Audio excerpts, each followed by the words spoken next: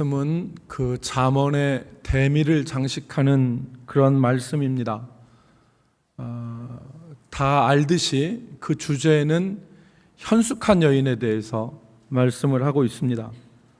많은 사람들이 여인이 어떠해야 되냐라는 그런 얘기를 할 때 이 잠언 31장 마지막 우리가 읽은 부분들을 읽고 여인은 이렇게 현숙해야 된다 이런 말을 많이 했습니다. 10절 말씀에 보면 우리가 읽은 첫 구절이죠. 10절 말씀에 보면 현숙한 여인의 가치에 대해서 말했는데 그 값은 진주보다 더하다 그랬습니다. 그리고 이어지는 그 뒤에 구절의 말씀에 보면 그 현숙한 여인에 대한 구체적인 설명을 담고 있습니다. 12절 말씀에 보면 현숙한 여인은 살아있는 동안 그 남편에게 선을 행하고 악을 행하지 아니하고, 그리고 그 뒤에 있는 말씀을 쭉 보면 현숙한 여인은 부지런하다는 거예요. 부지런하다. 그리고 23절에 있는 말씀에 보면은 그의 남편을 그 땅의 장로들과 함께 성문에 앉게 하고 사람들의 인정을 받게 하는 여인이다. 그런 기록입니다. 그러나 우리는 잠언 31장 전체를 살펴보면 과연 이 잠언 31장의 주제가 현숙한 여인에 대한 것인가? 라는 의문을 가질 수 있습니다. 왜 그런 생각을 할 수 있냐면 잠언 31장 1절이 이 31장의 제목 혹은 표제어라고 볼 수가 있는데, 잠언 31장 1절은 이렇습니다. 르무엘 왕이 말씀한 바 곧 그의 어머니가 그를 훈계한 잠언이라. 르무엘은 누구인지는 잘 모른다고 그렇게 합니다. 혹 사무엘이라고 말하는 사람들도 있지만 혹은 솔로몬이라고 얘기하는 사람도 있지만 르무엘이 누구인지는 정확하게 드러나지 않습니다. 성경의 다른 곳에 나오지 않아요. 그런데 이 르무엘의 어머니가 왕인 르무엘을 훈계한 잠언이다 그랬습니다. 그러니까 왕의 어머니가 왕을 훈계하기 위해서 한 말이라 그 말입니다. 교훈이라는 말입니다. 내용은 간단합니다. 1절부터 9절에 그 내용이 나와 있는데, 바른 왕, 올바른 왕이 되기 위해서 경계할 것 2가지와 힘쓸 것 1가지에 대해서 말했습니다. 경계할 것은 여자와 포도주와 독주입니다. 3절에 보면 왕에게, 자기 왕인 아들에게 얘기합니다. 내 힘을 여자들에게 쓰지 말며 왕들을 멸망시키는 일을 행하지 말지어다. 여자들에게 힘을 쓰지 말고 왕들을 멸망시키는 일을 하지 말라는 겁니다. 역사상 수많은 왕들과 권력자들이 이 수렁에 빠져서 존귀한 자리를 잃어버렸습니다. 그러니까 그렇게 하지 말라는 거죠. 2번째는 포도주와 독주에 빠지지 말아라. 5절에 그 이유를 설명하죠. 술 마시다가 법을 잊어버리고 모든 곤고한 자들의 송사를 굽게 할까 두려우니라. 술 마시면서 하나님의 법을 잃어버리고 곤고한 자들의 송사를 굽게, 올바르지 못하게 할까 두려우니라. 즉 우리가 하는 말로 주색에 빠져서는 안 된다 하는 것입니다. 그리고 왕이 힘쓸 것은 9절에 있는 말씀대로 하나님의 법을 가지고 공의로 재판하고 곤고한 자와 궁핍한 자를 신원하는 것. 여기 신원이라고 하는 것은 원한을 풀어주는 걸 말합니다. 원한을 풀어주는 것. 그 공고한 자와 궁핍한 자들의 신원하는 것, 그것을 힘쓰라는 겁니다. 바른 왕의 직분을 감당하기에 힘쓰라. 그리고 여러분, 우리가 읽은 10절의 말씀이 나옵니다. 현숙한 여인의 이야기가 그 다음에 따라 붙습니다. 그러니까 여기 현숙한 여인은 정말 르무엘의 어머니가 하고 싶었던 얘기는 아니에요. 비유입니다. 비유를 얘기하는 것이죠. 현숙한 여인이 남편을 존귀하게 하고 자녀들을 돌보고 집안을 일으켜 세우는 것처럼 왕이 그러해야 된다는 것입니다. 왕이 여자나 술에 빠지지 않고 하나님의 법을 잊지 않고 자신이 해야 될 일을 힘쓰면 그 결과는 마치 현숙한 여인이 집안을 일으켜 세우는 것과 같은 일이 나라에 일어난다. 그래서 지금 르무엘의 왕의 어머니가 하고 싶은 얘기는 현숙한 여인에 대한 얘기를 하고 싶은 건 아닌 것 같아요. 현숙한 여인이 집안을 일으켜 세우듯이 정말 현숙한 사람으로서 왕은 어떠한 사람이어야 되느냐, 그 얘기를 하고 싶은 겁니다. 여기서 더 나아가서 잠언의 편집자가 르무엘의 어머니의 이 사람이 왕인 르무엘에게 교훈한 잠언을 맨 마지막에 기록한 것은 단지 이 르무엘 왕에게만 해당되는 것이 아니라 왕과 같이 막중한 책임을 가진 사람들에게 교훈을 주고 싶었던 겁니다. 가정에서 가장도 르무엘이 받았던 왕 르무엘이 받았던 이 교훈을 가장도 귀담아 들어야 돼요. 왜? 막중한 책임을, 왕과 같은 막중한 책임을 지고 있기 때문에. 가정에서 여인들도 이 잠언을 귀담아 들어야 됩니다. 또 그 당시 사회에 봤을 때 유대 회당을 맡았던 회당장들도 이 교훈을 귀담아 들었어야 됐죠. 그리고 한 마을을 다스리는 장로들도 이 교훈을 귀담아 들어야 됐습니다. 왜? 그들에게는 왕과 같은 막중한 책임이 있기 때문에. 그런 의미에서 우리는 이 현숙한 여인에 대한 말씀을 읽어야 됩니다. 이게 단순히 시집 잘 가기 위한 현숙한 여인을 얘기하는 게 아니라니까요. 그냥 결혼해서 현모양처의 현숙한 여인을 얘기하려고 하는 게 절대로 아니라는 얘기입니다. 이 얘기는 막중한 책임을 지고 있는 왕과 같은 사람들이 정말 어떤 사람이 돼야 되느냐, 그 얘기를 지금 잠언 31장의 마지막에 대미로 장식하고 있는 거예요. 그러면 현숙한 여인이 누군가를 우리가 살펴보겠습니다.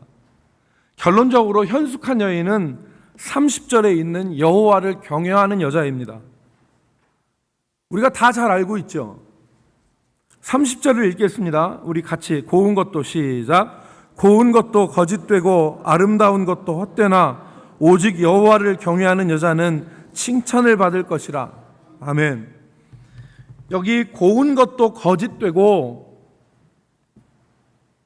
아름다운 것도 헛되나 그랬습니다. 여기서 헛되다라는 말은 순간적이다는 뜻입니다. 고운 것도 거짓되고, 이 잠언의 기자가 한 3,000년 전 사람이라고 한다면 3,000년 전에도 화장술을 이미 꿰뚫어 보고 있었을 거라는 생각이 듭니다. 고운 것이 거짓되다. 화장이 아니라 요즘에는 변장을 하는 수준이잖아요, 화장이. 그러니까 고운 것도 거짓되고 아름다운 것도 헛되다는데, 헛되다는 순간적이라는 겁니다. 아름다운 거 그거 몇 날 못 가잖아요. 몇 날 못 갑니다. 그런데 오직 여호와를 경외하는 자는 칭찬을 받을 것이다. 그러니까 가장 중요한 게 뭐냐면 여인으로 봤을 때 여인에게 있어서 고운 것과 아름다운 것은 존재와 더불어서 가장 중요한 거지 않습니까? 어떻게 보면 여인들에게 있어서 아름다운 것과 고운 것은 뭐 두말할 필요가 없어요. 존재보다 앞선다고 말해도 되는 게 여인들에게 있어서 고운 것과 아름다운 것입니다. 그런데 여인을 비유로 뽑아왔어요. 잠언 기자가.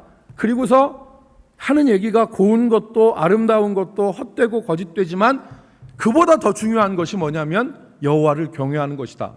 그러니까 이 말은, 이 논리는 무슨 논리냐면 모든 사람들에게 있어서 가장 중요한 건 뭐냐면 여호와를 경외하는 것이다.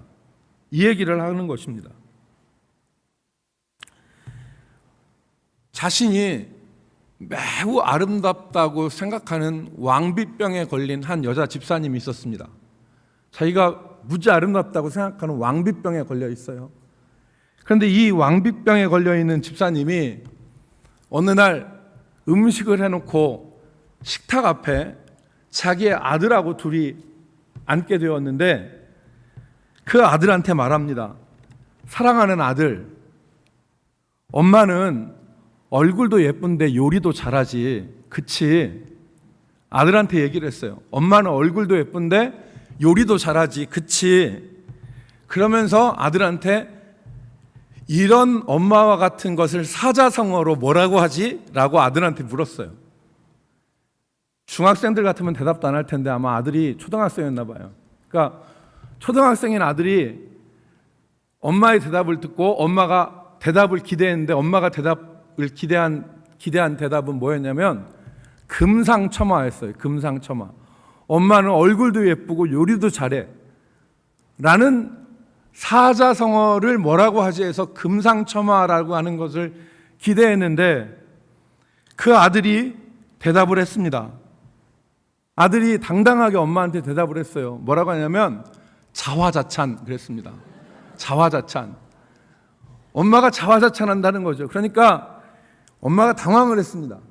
당황을 하면서 아들, 그거 말고 다른 거, 엄마처럼 이쁘고 이쁜 이 사람이 음식도 잘하는 걸 뭐라고 하지? 그러면서 아들한테 다시 간절한 눈빛으로 이야기를 했어요. 그랬더니 아들이 엄마 눈을 보면서 요즘 하는 말로 썩소를 딱 날리면서 하는 말이 과대망상 그랬습니다. 과대망상 그랬어요. 엄마가 화가 치밀었지만 오랜 신앙생활로 자기 마음을 다스리고 인자한 표정을 잃지 않고 원하는 대답을 엄마가 아들한테 유도했습니다. 아니, 그거 말고 아들, 금자로 시작하는 거 있잖아. 금자로 시작하는 거. 그랬더니 아들이 금상첨화를 얘기해야 되는데 아들이 금자로 시작하니까 금시초문 그랬다는 거예요. 여러분, 아름다워지고 아름다움을 인정받으려는 여자들의 마음은 어떻게 보면 본능과도 같은 것입니다. 이게 본능과도 같은 것이죠. 어떤 여자한테 아름답다고 해서 싫어할 사람이 어디가 있겠습니까? 어떤 여자한테 곱다고 얘기하는데 싫어할 여자가 어디가 있어요? 90이 넘은 할머니들도 고우세요 그러면 기분 나빠요? 기분 좋잖아요. 그죠?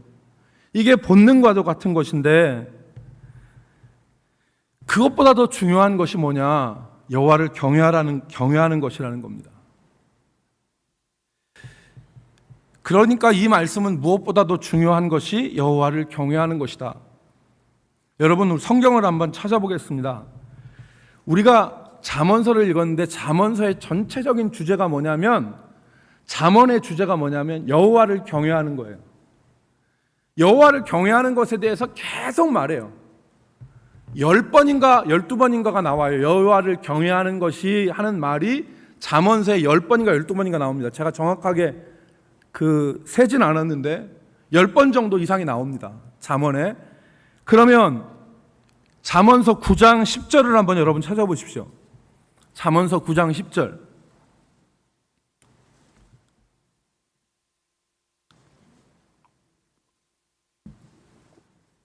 잠언 9장 10절 말씀 같이 읽습니다. 여호와를 시작. 여호와를 경외하는 것이 지혜의 근본이요 거룩하신 자를 아는 것이 명철이니라. 여호와를 경외하는 것이 지혜의 근본이라는 거예요. 삶을 풀어갈 수 있는 그 지혜의 근본이 여호와를 경외하는 것입니다. 잠언 14장 27절을 또 읽겠습니다. 뒤로 넘기셔서 잠언 14장 27절. 여호와를 경외하는 것은 시작. 여호와를 경외하는 것은 생명의 셈이니 사망의 그물에서 벗어나게 하느니라. 아멘. 여호와를 경외하는 것이 생명의 셈이라. 그리고 사망의 그물에서 벗어나게 하느니라. 이게 확 와닿는 거죠. 여호와를 경외하는 것이 얼마나 중요한 것인가를. 여러분 한 장 넘기셔서 잠언 15장 16절 같이 읽겠습니다. 가산이 적어도 시작. 가산이 적어도 여호와를 경외하는 것이 크게 부하고 번뇌하는 것보다 나으니라. 가산이 적어도 여호와를 경외하는 것이 크게 부하고 번뇌하는 것보다 낫다. 여러분 믿으십니까? 이게 여호와를 경외하는 복이에요. 그리고 잠언 28장 뒤로 넘기셔서 14절 잠언 28장 14절 말씀을 같이 읽겠습니다. 항상 시작. 항상 경외하는 자는 복되거니와 마음을 완악하게 하는 자는 재앙에 빠지리라. 아멘.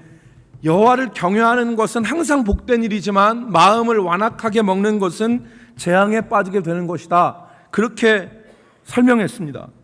정리하면 여호와를 경외하는 것은 지혜와 명철이요 생명의 셈이고 사망의 그늘에서 벗어나게 하고 여호와를 경외하는 것이 번뇌하지 않고 복되게 사는 길이라는 것을 권면하는 것입니다.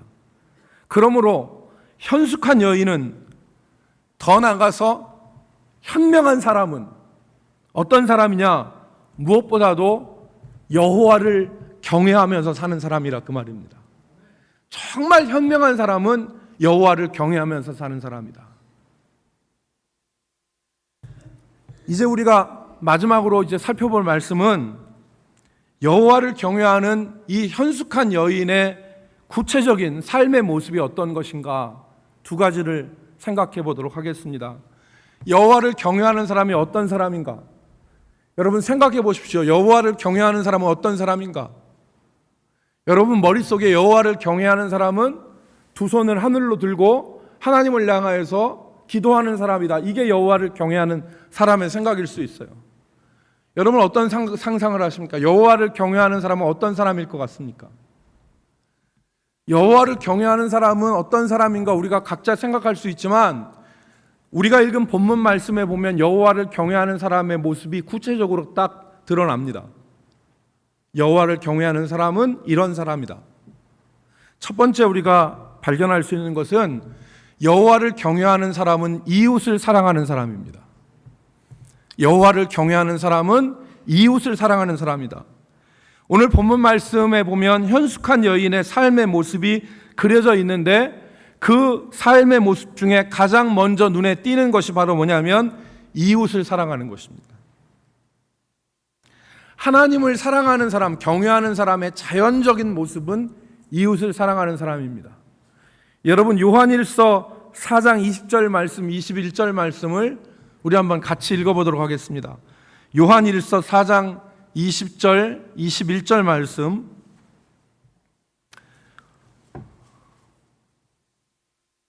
뒤에 요한일서 4장 20절, 21절 말씀을 우리 한번 찾아서 같이 읽겠습니다. 누구든지 시작. 누구든지 하나님을 사랑하노라 하고 그 형제를 미워하면 이는 거짓말하는 자니 보는 바 그 형제를 사랑하지 아니하는 자는 보지 못하는 바 하나님을 사랑할 수 없느니라. 우리가 이 계명을 주께 받았나니 하나님을 사랑하는 자는 또한 그의 형제를 사랑할지니라. 아멘. 여기서 분명히 요한 사도가 말씀했습니다. 하나님을 사랑하고 하나님을 경외하는 자는 형제, 이웃을 사랑하는 사람이다. 오늘 본문 12절에 현숙한 여인은 살아있는 동안에 그의 남편에게 선을 행하고 악을 행하지 아니하느니라. 남편에게 선을 행하고 악을 행하지 아니하느니라. 그리고 20절 말씀에는 그 여인의 인간관계가 나옵니다. 그는 곤고한 자에게 손을 펴며 궁핍한 자를 위하여 손을 내밀며 그랬습니다.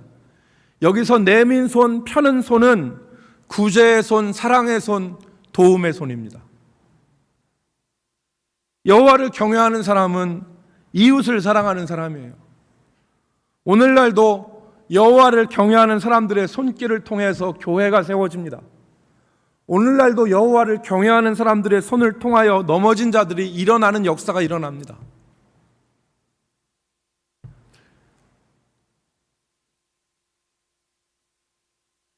믿음 좋은 권사님은, 믿음 좋은 집사님은 남편을 미워하지 않아요. 할렐루야. 믿음 좋은 남편, 믿음 좋은 권사님은, 믿음 좋은 집사님은 남편을 미워하지 않아요. 아멘? 진짜 남자들만 하네. 자, 믿음 좋은 장로님, 믿음 좋은 집사님은 부인을 미워하지 않아요. 아멘이죠? 아멘이에요. 믿음 좋은데 가까이 있는 아내와 남편을 미워하는 것은 여호와를 경외하는 것이 아니라 그 말입니다. 가장 가까이 있는 사람이 가장 믿기도 하죠. 그러나 그러니까 좋은 일만 일어날 수 없어요. 좋은 일만 일어날 수 없죠. 어저께 방송을 보니까 부부싸움을 했는데 그 거침없는 하이킥에 나왔던 박혜미 씨는 경찰서에서 이렇게 출동을 할 정도로 부부싸움을 한다고 하더라고요. 경찰서에서 몇 번 둘이, 남편이 9살 연하인데 둘이 부부싸움을 했다 하면 그 경찰이 출동할 정도로 이렇게 부부싸움을 하는데 잘 산대요. 사랑하는 성도 여러분, 우리가 하나님을 경외하는 사람은 어떤 사람이냐? 이웃을 사랑하는 사람이에요. 오늘 본문에 그게 나와요. 그죠? 하나님을, 여호와를 경외하는 사람은 두 손 들고 무릎 꿇고 하늘을 향하여서 기도도 하지만 이웃을 사랑하는 사람이에요. 하나님께서는 그 수고를 헛되게 하지 않습니다. 그 곤고한 자, 궁핍한 자에게 편 손을 하나님은 헛되게 하지 않으시는데, 오늘 마지막 31절 말씀에 뭐라고 기록되어 있습니까? 같이 읽겠습니다. 그 손에, 시작.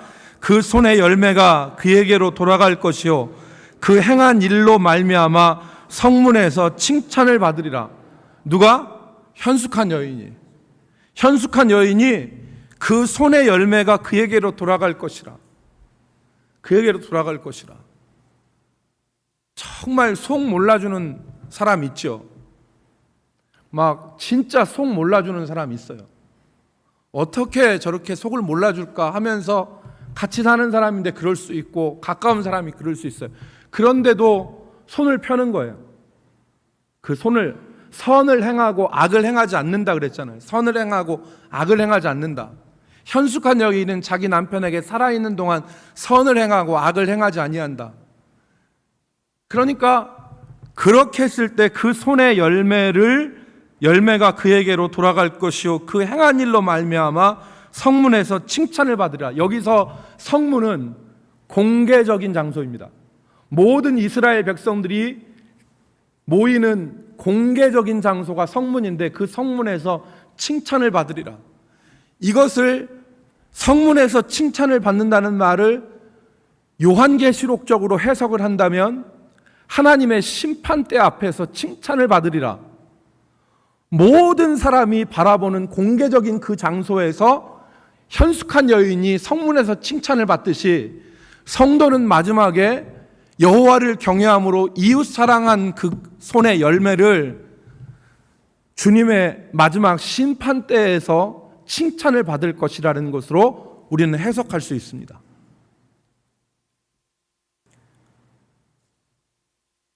오늘 여호와를 경외하는 사람은 이웃을 사랑하는 사람이라는 것을 우리는 분명히 기억해야 됩니다. 이 잠언 31장을 우리가 처음 읽으면 야, 현숙한 여인은 이러이러한 사람이지, 현숙한 여인이 누굴까?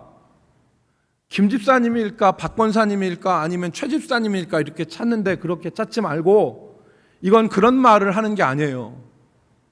여호와를 경외하는 사람이 누구인가를 밝히는 말씀입니다. 두 번째, 여호와를 경외하는 사람은 어떤 특성을 가지고 있느냐? 부지런함과 열정으로 자신의 삶을 일구는 사람이 여호와를 경외하는 사람입니다. 여호와를 경외하는 사람의 삶의 정원에는 잡초가 우거지지 않습니다. 그 삶에 방치해버린 일들이 나뒹굴지 않습니다. 여호와를 경외하는 사람은 하나님을 의지하는 믿음으로 하나하나 일을 헤쳐나갑니다. 도우시는 하나님을 의지해서 일을 해나갑니다. 그래서 13절에 보니까 그는 양털과 삼을 구하여 부지런히 손으로 일하며, 실을 짠다는 거죠. 양털과 삼을 구하여서 부지런히 손으로 일하며, 15절에는 밤이 새기 전에 일어나서 자기 집안 사람들에게 음식을 나눠주고 여종들에게 일정한 일을 정하여 맡기고, 17절에는 힘있게 허리를 묶으며 자기의 팔을 강하게 하고 그렇게 한다는 겁니다. 이건 현숙한 여인처럼, 이걸 잘못 읽으면 여보, 잠언 말씀에 밤이 지나기 전에 현숙한 여인은 일어난다는데 왜 당신은 잠만 자오? 이렇게 얘기할 게 아니라는 거죠. 이건 그 얘기가 아닙니다. 현숙한 여인은, 여호와를 경외하는 사람은 자신의 삶을 열정과 부지런함을 가지고 일구어 나가는 사람이라는 거예요.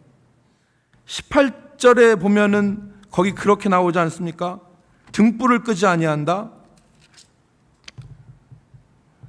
모두 다 부지런함과 열정을 가지고 자기의 가정과 자기의 기업을 살피는 것을 말합니다. 이것이 현숙한 여인의 모습이라는 것인데, 이 말씀을 가정을 돌보는 여인들에게만이 아니라 모든 그리스도인들, 즉 여호와를 경외하는 모든 그리스도인들에게 적용하면 어떻게 될까요? 여호와를 경외하는 사람들, 그 삶에 어떠한 모습이 있어야 된다는 것입니까? 하나님은 여호와를 경외하는 사람에게 어떤 모습을 기대한다는 것입니까? 그렇죠. 자신의 일에, 자신의 삶에 부지런함과 열정을 가지고 살아가는 모습을 하나님을 경외하는 사람들에게 기대한다는 거예요. 간혹 가다가 예배를 열심히 참석하고 기도를 열심히 하는데 그런 분들 중에 자신의 삶을 방치하는 분들이 있습니다. 기도하고 예배의 자리에는 잘 나오는데 그 삶의 정원에는 잡초가 무성한 사람들이 많아요. 하나님은 예배하고 기도하는 그 사람을 기뻐하시지만, 기도하고 예배하면서 자신의 삶에 난 잡초를, 삶의 정원에 난 잡초를 뽑고 자신의 삶의 정원을 가꾸는 그 사람을 기뻐하신다는 거예요. 더 기뻐하신다는 거예요. 여러분, 물론 이런 분들이 있을 수 있어요. 예배하고 기도하는 것 외에 더 이상 아무런 힘이 없는 사람이 있어요. 지금 나는 아무런 힘이 없어서 예배하는 것, 기도하는 것 외에는 더 이상 아무것도 할 수 없는 분들이 있어요. 하나님은 그 사람의 중심을 아세요. 그러나 할 수 있음에도 게으름과 나태함으로 자신의 삶의 정원에 잡초가 무성하게 자라 있는 모습을 하나님은 기뻐하지 않으신다는 거죠.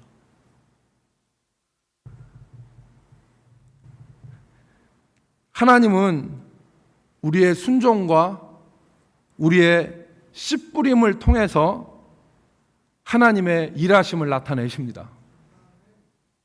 그래서 여러분, 정말 삶을, 열정을 가지고 부지런함을 가지고 자신의 삶을 일구는 그 사람의 삶에 하나님의 역사가 나타나요. 여러분 생각해 보세요. 성경을 생각해 보세요. 제 말이 맞나 틀리나? 물고기 2마리, 보리떡 5개가 어린아이가 주님께 드렸을 때 그게 5천 명을 먹이는 기적이 됐어요. 여러분, 우리가 열왕기하 4장에 보면은 선지생도의 부인이 남편이 죽고 어린 자식들이 종으로 팔려가는데 아무것도 없었잖아요. 기름 한 병밖에 없었는데 선지자 엘리사가 와서 뭐라고 합니까? 그릇을 빌어라. 이웃집에 가서 빈 그릇을 빌려와라. 그랬더니 문을 닫고 빈 그릇에다가 기름을 붓는데 그 기름이 그릇 빌어온 빈 그릇에 다 찰 때까지 기름이 흘렀어요. 그 과부가 빌어온 그 그릇에 하나님이 기름을 채워주셨다는 말이죠. 그러니까 삶의 열정을 가지고 부지런함을 가지고 자기 삶을 일구는 것이 얼마나 중요한가.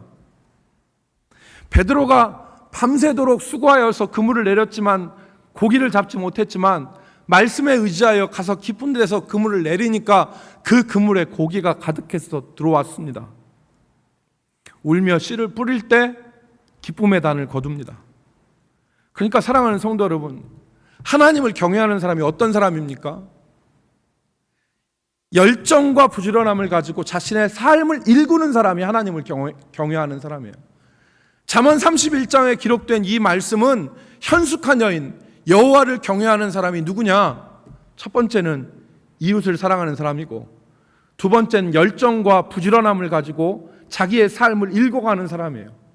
그 사람에게 하나님께서 칭찬을 듣게 하신다는 겁니다. 여러분, 우리가 잘 아는 말이 있습니다. 천리길도 한 걸음부터라고 했습니다. 어디서부터 손을 댈지 모르는 상황이라고 한다면 기도하고 한 걸음부터 시작하십시오. 한 걸음부터. 그 한 걸음이 중요합니다. 가만히 있는 것보다 한 걸음이 중요한 거예요. 그리고 이미 시작을 했는데 끝이 보이지 않는 분들이 있습니까? 하나님을 믿고 시작했는데 언제 끝날지 모르게 반복되어지는 어려움이 우리 생활 가운데 발생할 수 있습니다. 언제 끝날지 몰라. 한 가지 우리가 나눌 것은 그 길의 끝에서만 기쁨을 찾으려고 하지 말고 현재에서 기쁨을 찾아보길 바랍니다. 어렵고 힘든 하루하루지만 그래도 그 안에서 하나님 의지하고 믿음으로 사는 하나님의 자녀들에게는 반드시 하나님이 기쁨을 주시거든요. 그래서 우리가 저 끝에서만 기쁨을 찾으려고 하지 말고 내가 삶의 열정을 가지고 하루하루를 부지런함과 열정으로 일굴 때 그때 하나님 우리에게 주시는 기쁨이 있거든. 옛날에 여러분 먼 길을 가는데 그 길을 다 가면 그 길 끝에서 어머니가 주시는 꿀물도 있지만 길을 가다가 길 옆에 나 있는 사루비아를 하나씩 이렇게 따서 쪽쪽 빨아먹는 그 재미도 있어요. 그죠? 그러니까 우리가 길 끝에서 찾는 기쁨만이 기쁨이 아니라 길가에서 있는 그 여러분 사루비아 아시죠? 그 빨간색 있는 거 그거에서 하나씩 똑똑 따서 이렇게 쪽쪽 빨아먹으면 꿀처럼 달아요. 그러니까 길 끝에서만 기쁨을 찾으려고 하지 말고 가는 길 가운데 하나님 우리에게 사루비아와 같이 달콤하고 맛난 거를 주시는 일들이 많다니까요. 그걸 바라보고 우리가 부지런함과 열정을 가지고 우리의 삶을 일궈나가는 것입니다. 말씀을 정리하겠습니다. 여호와를 경외하는 여인이 현숙한 여인입니다. 여호와를 경외하는 사람이 현명한 사람입니다. 그에게는 복이 있는데 그는 어떤 삶을 사느냐? 이웃을 사랑하고 부지런함과 열정으로 자신의 삶의 정원을 가꾸는 사람입니다. 오늘 이 여호와를 경외하는 현숙한 여인과 같은 모습이 저와 여러분의 삶에 가득하기를 주의 이름으로 축복합니다.